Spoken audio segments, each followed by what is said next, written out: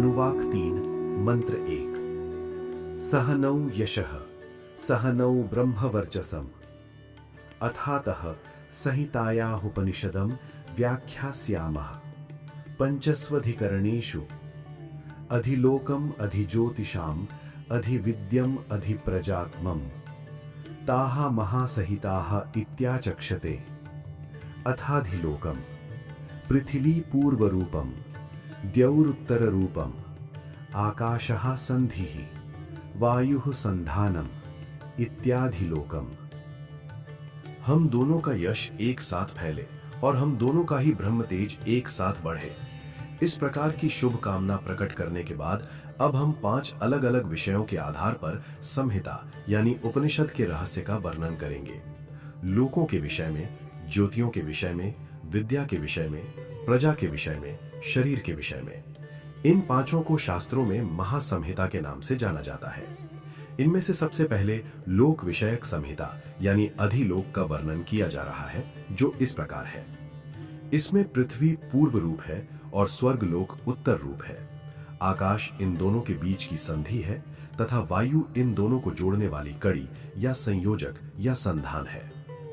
हम आचार्य और शिष्य दोनों का यश एक साथ बढ़े।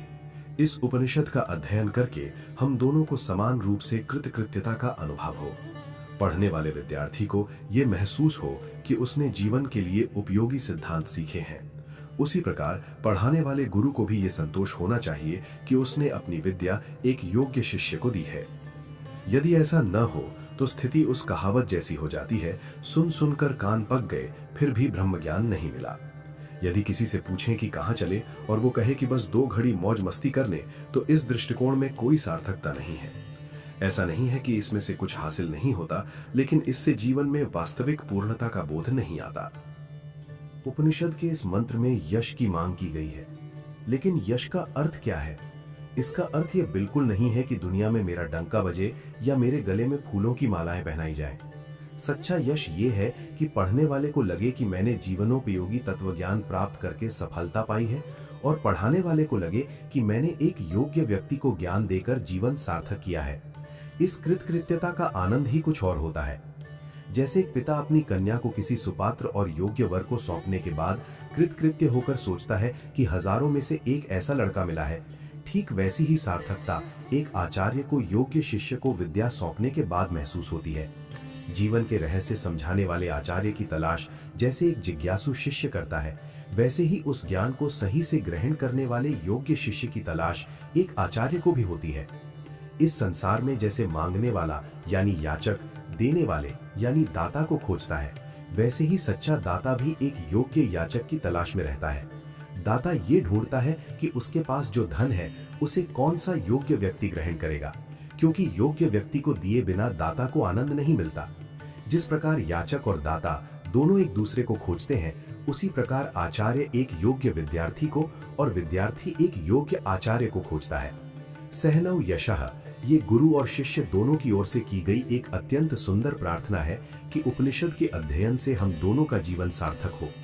उपनिषद की प्रार्थना कभी धन दौलत पाने के लिए नहीं होती। धन तो मिल ही जाएगा, वो कोई बहुत बड़ी बात नहीं है। असली बात यह है कि जब हम उपनिषद पढ़ने जा रहे हैं तो उसे पढ़ते समय हम दोनों यानी गुरु शिष्य को पूर्णता का अनुभव होना चाहिए। जब आचार्य और शिष्य दोनों का उद्देश्य एक ही हो जाता है तो उसे ही सच्चा स्वाध्याय कहा जाता है। स्वाध्याय में हमेशा एकता का भाव होना चाहिए। स्वाध्याय और व्याख्यान में बहुत बड़ा अंतर होता है। व्याख्यान में वक्ता का मुख्य उद्देश्य अपनी विद्वत्ता अर्थात ज्ञान का प्रदर्शन करना होता है।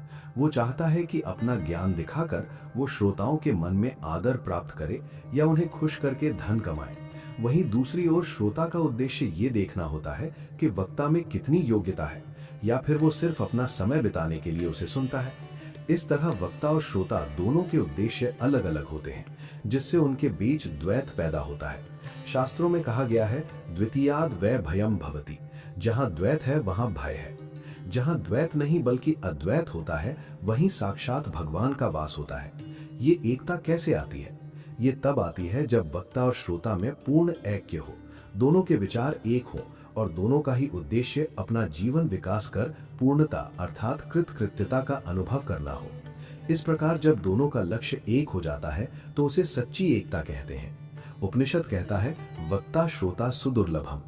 ऐसे समान उद्देश्य वाले वक्ता और श्रोता का मिलना अत्यंत दुर्लभ है। जहां वक्ता और श्रोता के बीच ऐसा एकात्म भाव होता है, वहां उन्हें यह विश्वास होता है कि ईश्वर अवश्य आएंगे। जहां ऐसी एकता होते है, वहां तो स्वयं भगवान श्री कृष्ण को भी आकर नाचना ही पड़ता है। हमारे समाज में एक मान्यता है कि जहां हनुमान होते हैं, वहां राम अवश्य आते हैं। राम के बिना हनुमान को और हनुमान के बिना राम को चैन नहीं मिलता। जिस स्थान पर ऐसी आत्मीय एकता होती है, वहीं भगवान उपस्थित रहते हैं। उपनिषद वक्ता और श्रोता, गुरु और शिष्य के बीच की इसी एकता को समझाता है। वे प्रार्थना करते हैं कि हम दोनों का यश और जीवन की सार्थकता समान रूप से बढ़े। सहनौ ब्रह्म वर्चसम, अर्थात हमारा ब्रह्म तेज एक हो जाए। ब्रह्म ज्ञान को प्राप्त करने और उस पर चिंतन मनन करने के बाद व्यक्ति के भीतर एक विशेष प्रकार का तेज और दिव्यता उत्पन्न होती है। प्रार्थना है कि वो तेज हम दोनों का एक हो जाए। जब गुरु और शिष्य का तेज एक हो जाता है, तो इस अद्भुत एकता के प्रभाव से दुनिया में अत्यंत महान और दिव्य कार्य संपन्न हो सकते हैं। ये पूरा उपनिषद पढ़ने के बाद हमारे भीतर निश्चित रूप से ब्रह्म तेज और एक नई चेतना का निर्माण होगा। ये पक्का विश्वास उपनिषद पढ़ने से पहले ही दोनों को होता है। उपनिषद के विचारों का प्रभाव इतना गहरा है कि इसे आत्मसात करने के बाद मुर्दे के समान निराश व्यक्ति में भी चेतना जागृत हो जाती है और वो जीवंत हो उठता है। जो सोया है वो उठ खड़ा होता है, जो खड़ा है वो चलने लगता है और जो चल रहा है वो दौड़ने लगता है। ये कोई साधारण तत्वज्ञान नहीं है, बल्कि एक ज्वलंत और ऊर्जावान दर्शन है। इसे पढ़ने के बाद जीवन में जो चेतना और तेज उत्पन्न होता है, उससे हर प्रकार की दीनता, क्षुद्रता और अहंकार हमेशा के लिए नष्ट हो जाती है। जिसके जीवन में कोई दीनता ना हो, कोई क्षुद्रता ना हो, कोई अहंकार ना हो और जो ज्ञान तथा असीम प्रेम से भरा हो, उसी जीवन को ब्रह्म वर्चस कहा जाता है। इसका अर्थ ये बिल्कुल नहीं है कि व्यक्ति के सिर के पीछे प्रकाश का कोई गोला दिखाई दे, जैसे कई लोग महापुरुषों की तस्वीरों में उनके सिर के पीछे प्रकाश का वलय दिखाते हैं। सच्चा ब्रह्म वर्चस तो वो तेज है जो व्यक्ति के खून में, उसकी बुद्धि में, उसके कर्मों में, उसके जीवन और पूरे आचरण में झलकता है। इस मंत्र में गुरु और शिष्य यही सुंदर मांग कर रहे हैं कि हम दोनों का वो ब्रह्म तेज एक हो जाए।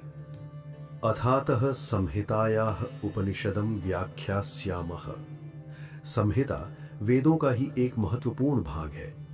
अथ अतः का अर्थ है कि पूर्व के सभी आवश्यक कार्य पूर्ण करने के बाद अब मैं संहिता के रहस्य उपनिषद की व्याख्या शुरू करता हूं। इसी घोषणा के साथ इस उपनिषद का आरंभ होता है। उपनिषदकार कहते हैं कि मैं शुरुआत में 5 अधिकरणों के अंतर्गत उपनिषद का ज्ञान दूंगा। इस प्रकार की प्रस्तावना देने के बाद ही वे जीवन के महान सिद्धांतों को बताना शुरू करते हैं। इन 5 अधिकरणों में उपनिषद का वो तत्व ज्ञान छिपा है जो संपूर्ण जीवन में व्याप्त है। ये 5 अधिकरण इस प्रकार हैं: अधिलोक, अधिज्योतिष, अधिविद्य, अधिप्रज, अधिआध्यात्म। जीवन के महान सिद्धांतों को प्रस्तुत करने से पहले उपनिषद एक उचित पृष्ठभूमि यानी भूमिका तैयार करता है। इन 5 अधिकरणों के माध्यम से यही भूमिका बनाई गई है। ता महासंहिता इत्याचक्षते। तत्वज्ञानी और वेद वेत्ता इन्हें महासंहिता कहकर पुकारते हैं। इस परिचय के बाद अधिलोक की व्याख्या शुरू होती है। अधिलोक पहला अधिकरण है और ये उपासना का ही एक अंग है। इसमें पृथ्वी पूर्व रूप यानी पहला भाग है और द्युलोक यानी स्वर्ग उत्तर रूप यानी बाद का भाग है। इन दोनों को जोड़ने वाली कड़ी या मध्य भाग आकाश है। सबसे पहले हमें यह ध्यान रखना चाहिए कि ये अधिलोक भी उपासना करने योग्य है। अक्सर हम ये मान लेते हैं कि भौतिक चीजों की उपासना करने का कोई मतलब नहीं है और उपासना तो केवल आध्यात्म की ही होनी चाहिए। हमें लगता है कि पृथ्वी, जल, तेज, वायु और आकाश, पंच महाभूत से परे जो आत्मा है, सिर्फ वही महत्वपूर्ण है। इस कारण हम भौतिक जगत के अध्ययन और उपासना को व्यर्थ समझने लगते हैं, किंतु वास्तविकता ये नहीं है। आधि भौतिक को आध्यात्म से पूरी तरह अलग कर देना कोई अच्छी बात नहीं है। आज कुछ लोग आध्यात्म को कमतर आंकते हैं और सोचते हैं कि इसके बिना भी उनका काम चल सकता है। ऐसे लोगों की भौतिकवादी सोच बेलगाम हो गई है, जिसे नियंत्रण में रखना और सही दिशा देना बहुत जरूरी है। आज लोग अंधी भौतिकता से परेशान जरूर हैं, लेकिन इसका मतलब ये नहीं कि भौतिक जगत का विचार ही गलत है। आधि भौतिक तत्वों का वैज्ञानिक अध्ययन और अनुसंधान यानी रिसर्च बहुत आवश्यक है, क्योंकि भौतिकता भी अपने आप में एक महान शक्ति है। हमें पृथ्वी तत्व के भीतर छिपे गुणों और उसके महान सिद्धांतों की खोज करनी चाहिए। पृथ्वी केवल मिट्टी नहीं बल्कि एक चेतना है। यही कारण है कि हमारी संस्कृति में सुबह उठते ही सबसे पहले पृथ्वी माता को नमस्कार करने और उनसे क्षमा मांगने की परंपरा है। समुद्र वसने देवी पर्वत स्तन मंडले विष्णु पत्नी नमस्तुभ्यम पाद स्पर्शम क्षमस्व में, अर्थात समुद्र रूपी वस्त्र धारण करने वाली और पर्वतों रूपी वक्ष स्थल वाली हे भगवान विष्णु की पत्नी पृथ्वी देवी, मैं आपको नमस्कार करता हूँ। मेरे पैरों का स्पर्श होने के कारण कृपया मुझे क्षमा करें। जो भगवान विष्णु की पत्नी है, उस पृथ्वी माता को मैं नमस्कार करता हूँ। मैं पूरा दिन उनकी छाती पर पैर रखकर चलने वाला हूँ, इसलिए मैं उनसे क्षमा मांगता हूँ। इस श्लोक और भावना के पीछे कितनी गहरी कृतज्ञता छिपी है। लेकिन हमारी उपासना केवल यहीं पूरी होकर रुक नहीं जाती। परम चेतना चित शक्ति ने पृथ्वी, वायु, आकाश आदि भौतिक तत्वों के भीतर अनेक महान सिद्धांत छिपा कर रखे हैं। हमारी साधना ये होनी चाहिए कि हम इन सिद्धांतों को खोजें और उन्हें अपने जीवन में उतारने का प्रयास करें।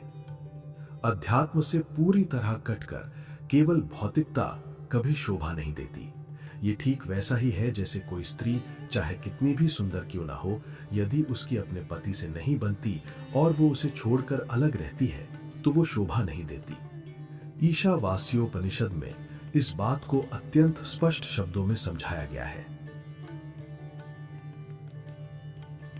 अंधम तमाह प्रविशन्ति ये अविद्याम उपासन्ते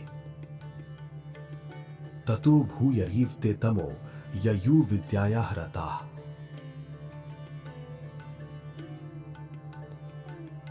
अर्थात जो लोग अविद्या यानी केवल भौतिक ज्ञान में ही रमे रहते हैं, वे घोर अंधकार, अज्ञान और मूर्खता में प्रवेश करते हैं। परंतु जो लोग विद्या यानी केवल अध्यात्म में ही मग्न रहते हैं और संसार को पूरी तरह नकार देते हैं, वे मानो उससे भी अधिक घोर अंधकार में प्रवेश करते हैं। भौतिक विज्ञान भी ईश्वर की ही शक्ति है। आधि भौतिक अपने आप में बहुत बड़ा विषय है। हमारा ये शरीर भी आधि भौतिक ही है।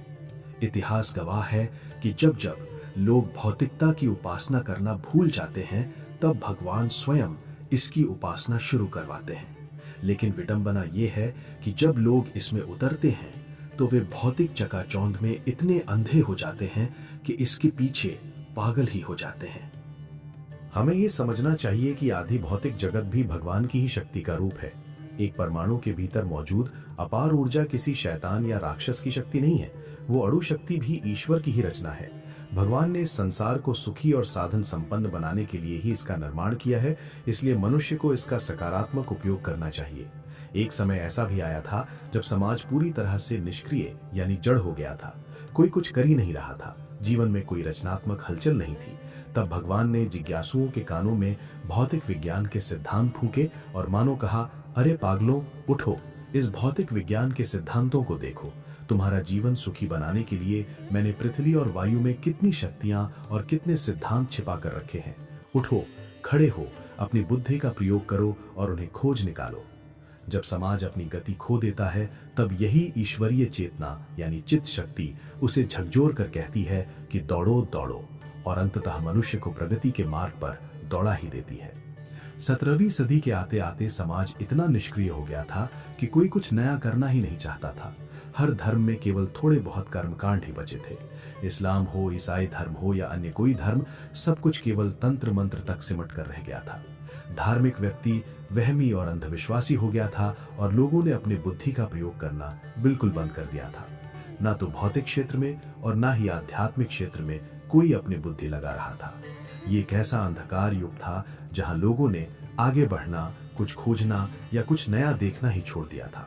लोग बस खाने पीने और तयशुदा कर्मकांडों में ही उलझे रहते थे। ईश्वर को ये जड़ता और निष्क्रियता बिल्कुल पसंद नहीं आई। जब पूरा समाज चुपचाप बैठा था और लोग टॉलेमी और अरस्तु के पुराने सिद्धांतों के अंधभक्त बन चुके थे, तब भगवान को लगा कि अब समाज में तार्किकता खत्म हो रही है।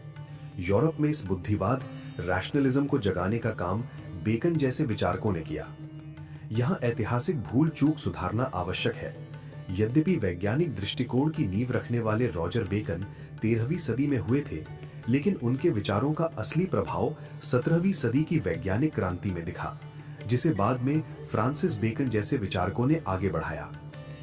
मूल प्रसंग के अनुसार जब रॉजर बेकन जैसे विचारकों ने कम उम्र में ही बुद्धिवाद और विज्ञान का झंडा अपने हाथ में लिया, तो उन्होंने पूरे यूरोप की सोई हुई वैचारिक चेतना को एक जोरदार धक्का दिया।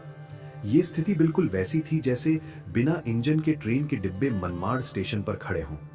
बिना इंजन के वे मुंबई कैसे पहुंच सकते हैं? उन्हें कोई तो धक्का मारने वाला चाहिए। हम सब भी मानो ऐसे ही पुराने जमाने के डिब्बों में बैठे थे, जो बस अपनी जगह पड़े हुए थे।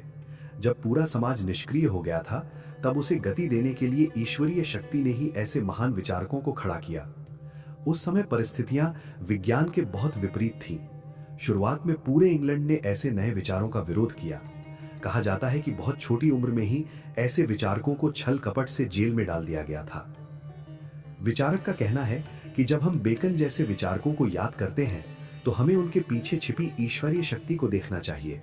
इस आलसी और निष्क्रिय समाज को देखकर भगवान को यही लगा होगा कि मेरे बच्चे इतने निष्क्रिय क्यों हो गए हैं। ईश्वर ने मानो इन विचारकों के भीतर प्रेरणा जगाई और कहा, तुम बस अपनी बुद्धि की चाबी घुमाओ और प्रकृति के सारे रहस्य खोल दो। उठो और देखो तो सही कि मैंने इस सृष्टि की तिजोरी में तुम्हारे लिए कितने अनमोल सिद्धांत और शक्तियां छिपा रखी हैं। जिस प्रकार आध्यात्मिक रहस्यों को दुनिया को समझाने के लिए भगवान ने कम उम्र के ज्ञानेश्वर जैसे संतों को भेजा और उन्होंने दुनिया को जीवन के महान सिद्धांत दिए, ठीक उसी प्रकार भौतिक क्षेत्र में ज्ञान का प्रकाश फैलाने के लिए भगवान ने अन्य देशों में वैज्ञानिक रूपी छोटे छोटे ज्ञानेश्वरों को खड़ा किया। बुद्धिवाद के प्रभाव से उनकी बुद्धि जागृत हुई, उन्होंने अपनी तर्क शक्ति को दौड़ाया और नए नए आविष्कार किए। जब इन विचारकों की बुद्धि चलने लगी, तो पूरी मानव जाति उनके पीछे भागने लगी और वो आज तक दौड़ रही है। हालांकि आज अंधी भौतिकता की ये दौड़ इतनी बढ़ गई है कि शायद अब हमें इस दौड़ को रोकने पर भी विचार करना पड़ेगा। जैसे बच्चे अगर हमेशा सोते ही रहें तो वो भी एक बीमारी है, और अगर वे बिल्कुल न सोएं तो वो भी एक बीमारी है। सही समय पर सोना और सही समय पर जागना आवश्यक है।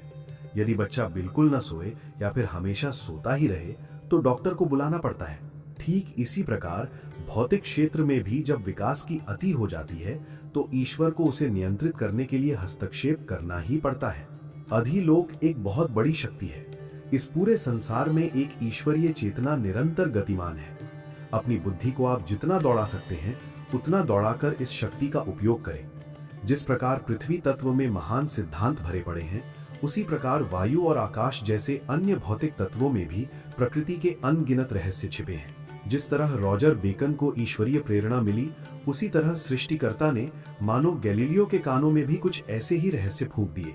परिणाम स्वरूप उसने ऐसे अद्भुत सिद्धांत खोज निकाले जो इंसान की बुद्धि को चकित कर देते हैं। जब गैलीलियो प्रार्थना करने के लिए चर्च गए थे, तो उन्होंने वहां छत से लटकते हुए एक झूमर यानी दीपक को हवा से इधर उधर हिलते हुए देखा। उस झूमर को हिलते हुए तो सैकड़ों लोगों ने देखा था, लेकिन गैलीलियो ने उस समय अपनी कलाई की नाड़ी की धड़कनों को मापा और हिलते हुए दीपक की गति से उसकी तुलना की।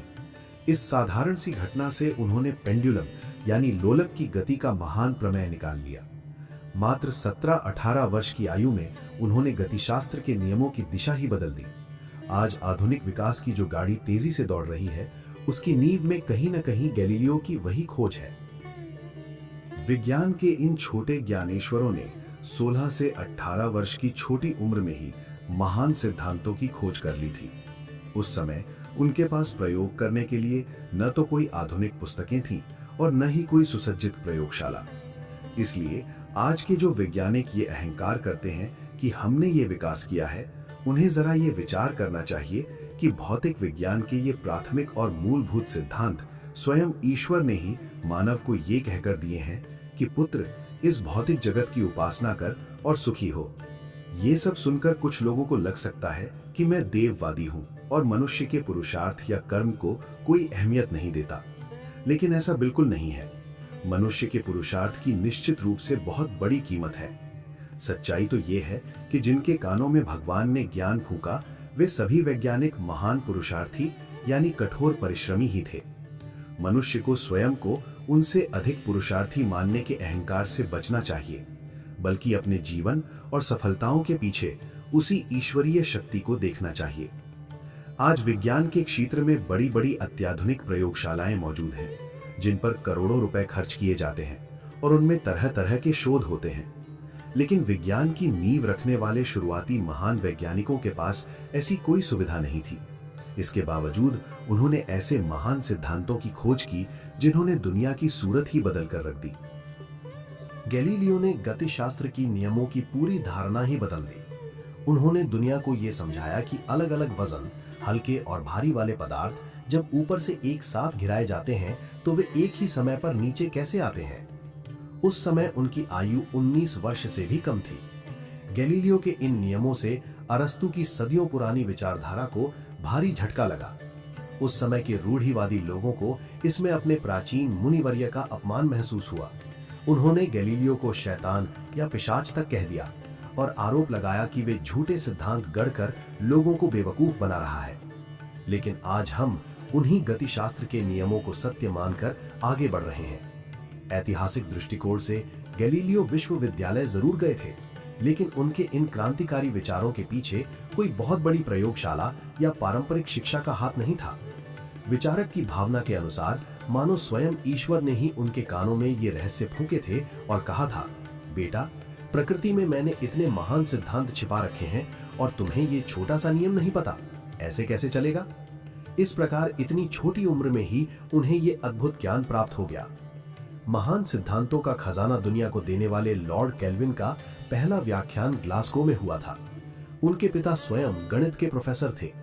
बालक केल्विन अक्सर अपने पिता से पूछते थे, गणित में ऐसा क्या है जिसके लिए आप इतनी भागदौड़ करते हैं। केल्विन इतने विलक्षण थे कि बचपन में ही उन्होंने उन विषयों में अपनी प्रतिभा दिखानी शुरू कर दी थी जिनके वे बाद में प्रणेता बने। आज समुद्र के पानी, आकाश और हवा की गति के जिन नियमों पर बड़े बड़े ग्रंथ लिखे जाते हैं और आगे के शोध होते हैं, उसकी नींव केल्विन ने ही रखी थी। 21 वर्ष की उम्र तक केल्विन ने जो सिद्धांत लिख दिए थे वे आज भी दुनिया के बहुत काम आ रहे हैं। उनके पास भी शुरुआत में कोई भारी भरकम प्रयोगशाला नहीं थी। ऐसा लगता है मानो भगवान ने ही उनके कानों में फूंक कर कहा हो, बेटा, इस जगत के इन महान सिद्धांतों को तू दुनिया को समझा और उन्हें सुखी कर। जब हम इन बातों पर विचार करते हैं तो दुनिया भर के इन महान बाल वैज्ञानिकों यानी विज्ञान के ज्ञानेश्वरों के चरणों में वंदन करने का मन करता है। यदि आप विज्ञान के पीछे इस ईश्वरीय प्रेरणा की भूमिका को समझेंगे तो आपको इसे पढ़ने में एक अलग ही आनंद आएगा। मार्कोनी में जब वायरलेस संचार की दिशा में अपने प्रयोग शुरू किए तब उनकी उम्र भी महज 19 वर्ष के आसपास थी। शुरुआत में तो बहुत से लोग उन्हें पागल समझते थे। उनके काम में किसी की दिलचस्पी नहीं थी। किसी ने शुरुआत में उन पर कोई पैसा खर्च नहीं किया, ना ही उन्हें कोई बड़ी लाइब्रेरी या प्रयोगशाला मिली। एक दिन उनके मन में विचार आया कि यहाँ से पैदा किया गया सिग्नल या आवाज बिना तारों के दूर तक कैसे जा सकती है। आज तो हम देखते हैं कि आवाज हजारों मील तक आसानी से पहुंच जाती है, लेकिन इस वायरलेस सिद्धांत को व्यावहारिक रूप देने का काम मार्कोनी ने ही किया। इस खोज के लिए उन्हें किसी विशेष आधुनिक पद्धति से नहीं पढ़ाया गया था। जब उन्होंने पहली बार अपने वायरलेस नियमों के बारे में बात की तो लोगों ने उन्हें मूर्ख कहा। जब वे कहते थे कि मैं यहाँ से सिग्नल भेजूंगा और वो बिना तार के 100 फुट दूर प्राप्त होगा, तो विडंबना ये थी कि शुरुआत में उनका कोई ऐसा दोस्त भी नहीं था जो उनकी बात पर विश्वास करके 100 फुट दूर खड़ा होकर उस सिग्नल को सुनने के लिए तैयार हो। एक दिन मार्कोनी इटली से इंग्लैंड आया और इंग्लैंड के समुद्री तट से उसने जो सिग्नल या आवाज प्रसारित किया वो पूरे यूरोप में सुनाई दिया। उस आवाज को सुनकर लोग चकित रह गए। यहाँ मेरे कहने का तात्पर्य यह है कि मानो भगवान ने ही मार्कोनी के कानों में फूंक मारी हो और कहा हो कि मैंने आकाश और गति में ऐसी अद्भुत शक्ति रख दी है कि वो तुम्हारी आवाज को चाहे जितनी दूर तक ले जा सकती है। इसी ईश्वरीय प्रेरणा से दुनिया को वायरलेस की खोज मिली। इसी का परिणाम है कि आज अगर अमेरिका का राष्ट्रपति वहां भाषण देता है तो उसकी आवाज हिंदुस्तान में भी ज्यों की त्यों स्पष्ट सुनाई देती है। आजकल कुछ लोग बड़े अहंकार से कहते हैं, आज हम यहाँ बैठे बैठे अमेरिका में अपने रिश्तेदारों से बात कर सकते हैं, इसलिए अब अपने भागवत और उपनिषद को एक तरफ रख दो। जब वे ऐसा बोलते हैं तो उनका अंदाज ऐसा होता है मानो वायरलेस की खोज उन्होंने ही की हो।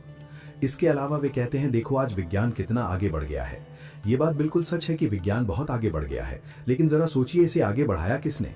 क्या तुम्हारे पास ये समझने की अक्ल है कि इस विज्ञान की प्रगति के पीछे वास्तव में किस परम सत्ता की शक्ति काम कर रही है? यदि किसी बड़ी प्रयोगशाला में लाखों करोड़ों रुपए खर्च करके कोई शोध किया जाता है तो एक बार को ये कहा जा सकता है कि ये इंसान के पुरुषार्थ और मेहनत का नतीजा है। लेकिन जब 19-20 साल के युवा लड़के भौतिक विज्ञान के उन गूढ़ नियमों को दुनिया को समझा देते हैं जो पहले से किसी को ज्ञात ही नहीं थे, तो इसका सीधा सा अर्थ यही है कि भगवान स्वयं इन युवाओं के माध्यम से प्रकृति के छिपे हुए नियमों को उजागर करना चाहते हैं। थॉमस यंग जब महज 13-14 वर्ष के थे तब उन्होंने मानव आंख ह्यूमन आई की कार्यप्रणाली पर एक विस्तृत निबंध लिखा था। जब दुनिया भर के बड़े बड़े डॉक्टरों ने उस निबंध को पढ़ा तो उन्हें लगा कि ये किसी ऐसे व्यक्ति का लेख है जिसने 70-80 वर्षों तक कड़ी मेहनत और शोध किया हो। डॉक्टरों ने सोचा कि इसे लिखने वाला कोई अत्यंत पढ़ा लिखा और वरिष्ठ शोधकर्ता होना चाहिए, क्योंकि वो निबंध बहुत ही उपयोगी था। लेकिन जब उन्हें यह बताया गया कि ये निबंध एक 13-14 साल के छोटे लड़के ने लिखा है, तो वे सब आश्चर्यचकित रह गए कि इस बच्चे ने इतनी कम उम्र में इतना गहन अध्ययन आखिर किया कब। थॉमस यंग की प्रतिभा का अंदाजा इसी बात से लगाया जा सकता है कि उन्होंने मात्र 6 वर्ष की आयु में ही ओलिवर गोल्डस्मिथ की मशहूर कविता पुस्तक द डेजर्टेड विलेज पूरी तरह याद कर ली थी। जब वे 22 वर्ष के हुए तब तक उन्होंने समुद्रयान और नौकायन शास्त्र, नेविगेशन जैसे जटिल विषयों पर अत्यंत महत्वपूर्ण विचार लिख दिए थे। विज्ञान के इतिहास में ऐसी अनेक महान खोजें 25 वर्ष से भी कम उम्र के युवाओं द्वारा की गई हैं। इतनी छोटी उम्र में उनके पास कोई बहुत अनुभवी बुद्धि नहीं थी।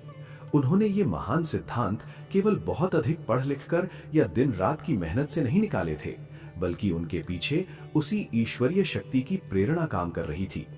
मानव जीवन को सुखी बनाने के लिए इन भौतिक खोजों का रहस्य भी भगवान ने ही किसी के कानों में फूंका है। ईश्वर मानो ये कहते हैं कि तुम इस प्राथमिक सिद्धांत को समझो, इसे अपने हाथ में लो और फिर तुम्हें जितनी सुख सुविधाएं बढ़ानी है उतनी बढ़ाओ। इसके बाद तो मनुष्य की अपनी बुद्धि यानी अक्ल तो लगती ही है। आज आप बड़ी बड़ी प्रयोगशालाएं बना सकते हैं, नए नए शोध कर सकते हैं, उन्हें आगे बढ़ा सकते हैं, लेकिन इस बात को कभी ना भूलें कि विज्ञान के वे मूलभूत सिद्धांत भगवान ने ही किसी के मन में प्रेरित किए थे। सर आइजैक न्यूटन ने तो मानो ज्ञान का खजाना ही खोल दिया। शुरुआत में उनके पास न तो कोई बड़ी प्रयोगशाला थी, न ढेरों किताबें और न ही प्रोफेसरों का मार्गदर्शन। जब वे छोटे थे तो एक दिन खेल रहे थे। खेलते खेलते उन्हें लगा कि हवा पश्चिम से पूर्व की ओर बह रही है। उन्होंने एक बार हवा की दिशा में छलांग लगाई और फिर हवा की विपरीत दिशा में छलांग लगाई। 2-3 बार ऐसा करने पर उन्हें दोनों तरफ की छलांगों की दूरी में अंतर महसूस हुआ। यह अंतर महसूस होते ही उन्होंने अपनी बुद्धि दौड़ाई और हवा के बल, फोर्स और गति से जुड़े प्रयोग शुरू कर दिए। न्यूटन एक किसान परिवार से थे जिनके यहाँ हल चलाने का काम होता था। किशोरावस्था में उन्होंने एक प्रिज्म त्रिकोणीय कांच देखा। उन्हें उस कांच के विषय में कोई औपचारिक शिक्षा नहीं मिली थी, लेकिन उन्होंने उस कांच को एक विशिष्ट कोण पर रखा और उस पर सूर्य की किरणें डाली। तब उन्होंने उन किरणों में 7 अलग अलग रंग देखे। किशोरावस्था में ही न्यूटन ने दुनिया को बता दिया कि सूर्य के सफेद प्रकाश में 7 रंग होते हैं। जब न्यूटन ने द्विपद प्रमेय बाइनोमियल थ्योरम की खोज की तब वे केवल 23 वर्ष के थे। जिन्हें गणित का ज्ञान है वे जानते होंगे कि जब न्यूटन ने अनंत सूक्ष्म कलन इन्फिनिटेसिमल कैलकुलस की खोज की तब उनकी उम्र मात्र 24 वर्ष थी और 26 वर्ष की आयु तक आते आते उन्होंने गुरुत्वाकर्षण का महान नियम खोज निकाला। मेरा उद्देश्य मनुष्य के ज्ञान या उसके पुरुषार्थ को कम आंकना बिल्कुल नहीं है। मैं मनुष्य के परिश्रम का पूरा सम्मान करता हूँ। उनका प्रयास भी ज्ञान ही है और ज्ञान अचानक आसमान से नहीं टपकता। लेकिन जब पूरा मानव समाज आलसी होकर बैठ जाता है तब भगवान छोटे छोटे बच्चों, युवाओं के दिमाग में ये सिद्धांत डालकर मानो ये संदेश देते हैं कि मैंने इस संसार में तुम्हारे सुख के लिए जो मूलभूत सिद्धांत छिपा रखे हैं उन्हें तुम खोज निकालो। मुझे केवल इतना ही कहना है कि इस भौतिक संसार को बेकार मानकर ठुकरा न दें। केवल सांसारिक भोगों में डूबे रहना गलत हो सकता है, लेकिन भौतिक विज्ञान की खोजें न करना पूरी तरह से गलत है। यदि आप भौतिकता को आध्यात्म के साथ जोड़कर चलेंगे तो इसमें कुछ भी गलत नहीं है, लेकिन यदि इन दोनों को अलग कर देंगे, इनका तलाक करा देंगे, तो इसके परिणाम बुरे होंगे। आदि भौतिक खोजें करने में कुछ भी अनुचित नहीं है। हमारे देश की महान संस्कृति का उदाहरण देखिए। यहां परमाणु की संकल्पना देने वाले कणाद को भी महर्षि का दर्जा प्राप्त है। हमारा देश दुनिया का संभवतः एकमात्र ऐसा देश है जो महर्षि कणाद जैसे दार्शनिकों को भी ऋषि मानता है, जिन्होंने हजारों वर्ष पूर्व ही इस जगत को अणु परमाणु का महान सिद्धांत दिया था। विज्ञान के वे महान सिद्धांत जिन लोगों ने दुनिया के सामने रखे, वे बहुत छोटी उम्र के थे। ये बात बिल्कुल सच है कि प्रकृति के मूलभूत सिद्धांत मिल जाने के बाद मनुष्य ने अपने प्रतापी पुरुषार्थ यानी कठोर परिश्रम से विज्ञान को बहुत आगे बढ़ाया है। लेकिन हमें ये नहीं भूलना चाहिए कि वे मूलभूत सिद्धांत भगवान नहीं दिए हैं।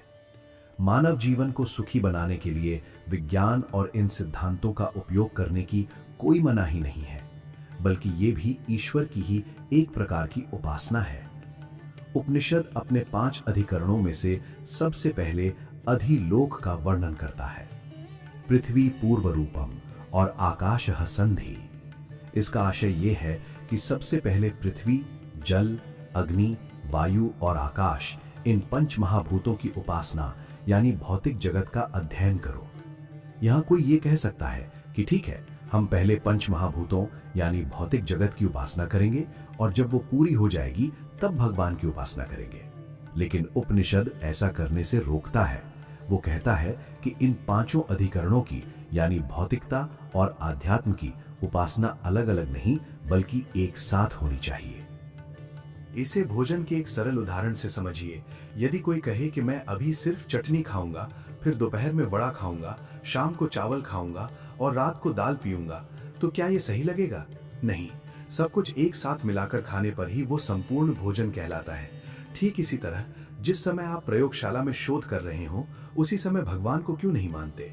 यदि आप ईश्वर की सत्ता को मानकर अपना शोध करेंगे तो आपका वो वैज्ञानिक शोध भी दिव्य बन जाएगा। हमारा कोरे भौतिकवादियों से केवल इतना ही विरोध है कि वे अपने वैज्ञानिक शोध में से उस दैवीय अंश यानी ईश्वरीय सत्ता को पूरी तरह निकाल देते हैं।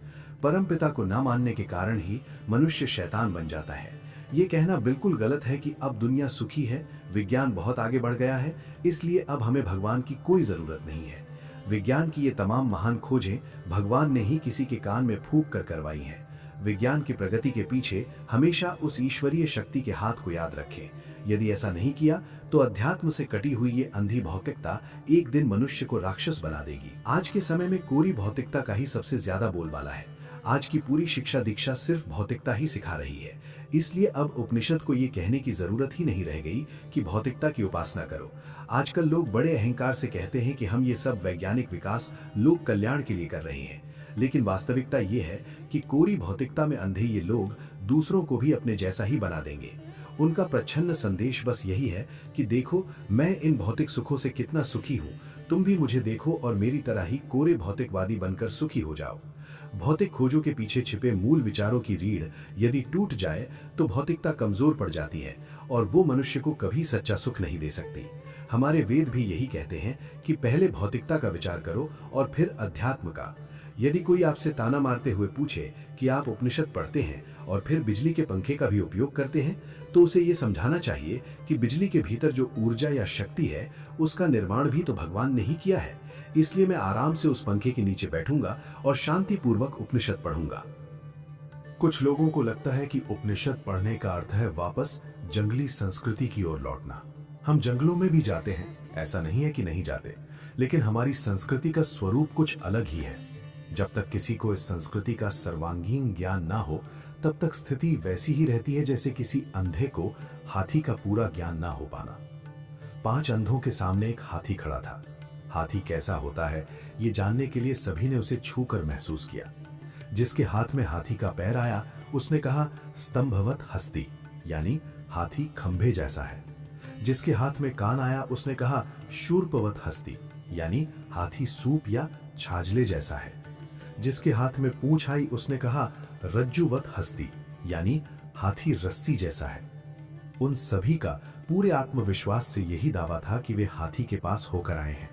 वे हाथी के पास गए जरूर थे, लेकिन वे अंधे थे, इसलिए उन्हें हाथी का संपूर्ण ज्ञान नहीं हो सका। कठोपनिषद में कहा गया है, अंधे नहीं व नियमानाः यथांधाः, यानी अंधे के पीछे चलने वाले अंधे ही होते हैं। अंधे लोग कभी सही मार्गदर्शक नहीं बन सकते। हमारे जीवन में भी बिल्कुल ऐसा ही होता है। इंजीनियर कहता है कि इंजीनियरिंग से जीवन सुखी होगा। डॉक्टर कहता है कि डॉक्टरी से सुख मिलेगा। वैज्ञानिक कहता है कि विज्ञान के आगे बढ़ने से सुख आएगा, और दार्शनिक कहता है कि तत्व ज्ञान से जीवन सुखी होगा। ये सब उस हाथी के अलग अलग अंगों की तरह है। उपनिषद कहता है कि जब आप इन पांचों अधिकरणों को, यानी ज्ञान के सभी विषयों को एक साथ मिलाएंगे, तभी जीवन सही मायने में सुखी होगा। समाज के सभी लोगों को तत्व ज्ञान और ईश्वर भक्ति की शक्ति एक साथ देकर देखिए, फिर पता चलेगा कि जीवन कितना सुखी होता है। कुछ लोग तर्क देते हैं कि ज्यादातर लोग, यानी बहुमत, तो फला रास्ते पर ही चल रहे हैं। ऐसे लोगों को बताना चाहिए कि बहुत बार बहुमत यानी मेजॉरिटी मूर्ख भी हो सकता है, इसलिए बस भीड़ की चाल में अंधे होकर नहीं चलना चाहिए। महाभारत में पांडव केवल 5 थे और कौरव 100 थे, लेकिन अंत में यश किसे मिला? दुनिया में अंततः किसके सिद्धांत सच साबित हुए? पांडव भले ही 5 थे, लेकिन उनके साथ साक्षात कृष्ण थे। आप भी भले ही गिनती में 5 हो या बिल्कुल अकेले हो, बस ये देखिए कि आपके साथ कृष्ण शक्ति है या नहीं। यदि आप केवल यंत्र शक्ति या धन शक्ति के अहंकार में पड़कर दौड़ेंगे तो जीवन में कभी यशस्वी नहीं होंगे।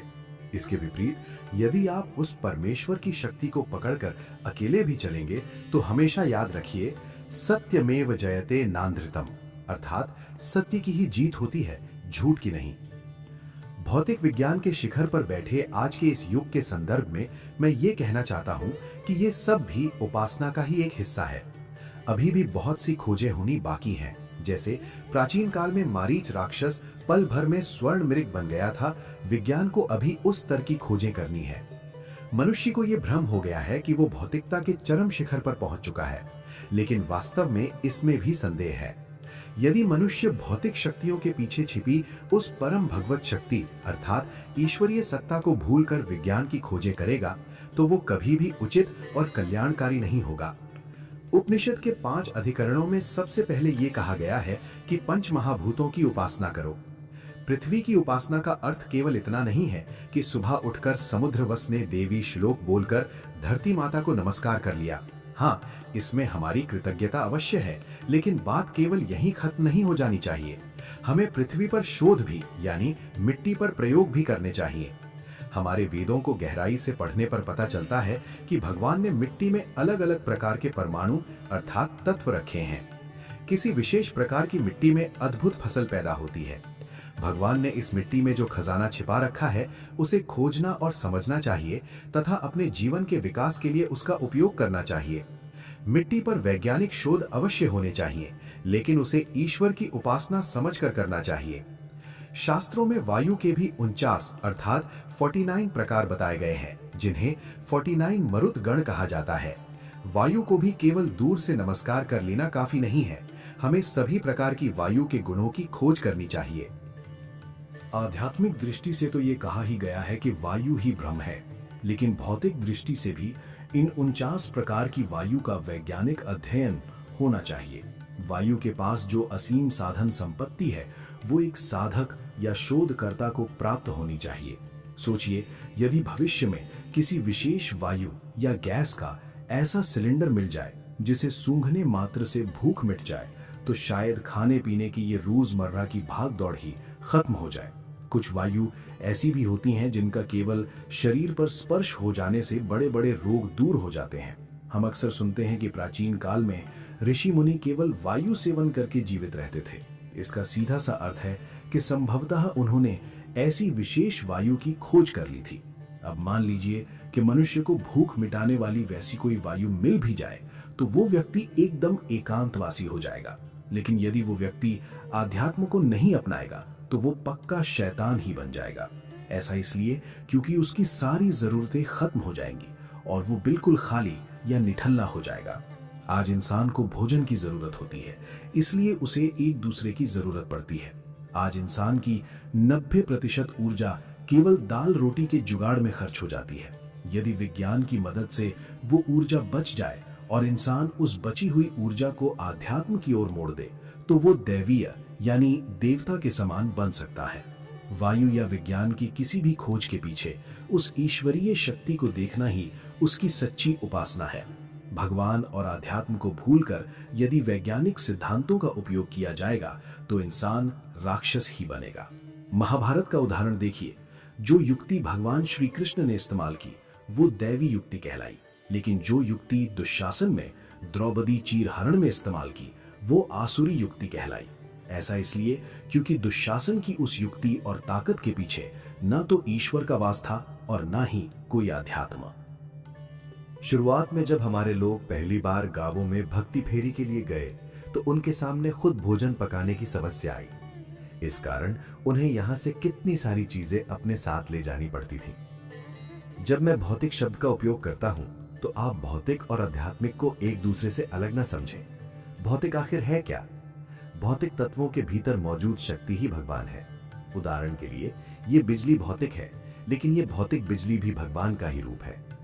मूल रूप से वो शक्ति एक ही है, बस जो बाहर से स्थूल रूप में नजर आता है उसे भौतिक कह दिया जाता है।